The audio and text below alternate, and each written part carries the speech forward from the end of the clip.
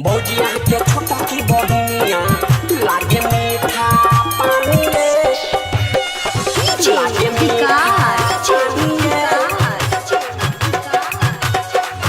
लागे मीठा सीतामढ़ी लागे मीठा पानी रे वो करे संग जीवे मरबे वो करे संग जीवे मरबे उहे छियै जानिए भौजिया के छोटा की बहिनिया लागे मीठा पानी भौजिया के छोटा की बहिनिया लागे मीठा पानी भौजिया के छोटा की बहिनिया वो करे संग जीवे मरबे वो करे संग जीवे मरबे उहे छियै जानिए भौजिया के छोटा की बहिनिया लागे मीठा पानी भौजिया के छोटा की बहिनिया लागे मीठा पानी भौजिया के छोटा की बहिनिया भौजिया के छोटा की बहिनिया लागे मीठा पानी मटिया सीतामढ़ी लागे मीठा पानी लागे मीठा पानी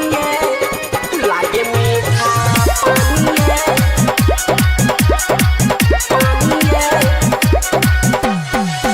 उहे हमर दिल के रानी हमारा ला सोना चानी अंगना में आत अहाँ के बनत अहाँ के देवरानी ये भौजी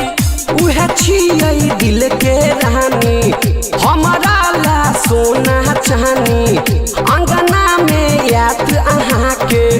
बनत अहाँ के देवरानी दिल सो नहीं भूलल जाइए दिल सो नहीं भूलल जाइए ओकर नाम ये भौजी अहाँ के बहिन लागे मीठा पानी भौजी अहाँ के बहिन लागे मीठा पानी भौजी अहाँ के बहिन के छोटा की बहिनिया लागे मीठा पानी लागे मीठा लागे मटिया सीतामढ़ी लागे मीठा पानी कोनो जोगार लगाबू भैया सब बात चलाबू हमर बियाहक बाजा अइबेर अहाँ बजा बाबू ये भौजी सुनियो ना कोनो जोगार लगाबू भैया सब बात चलाबू अपना देवर के माथा भौजी यही मौर सजाबू रूपम अनिल अजित मानत है सानिए भौजी अहाँ के बहिन भौजी छोटा की बहिन लागे मीठा पानी भौजी अहाँ के बहिन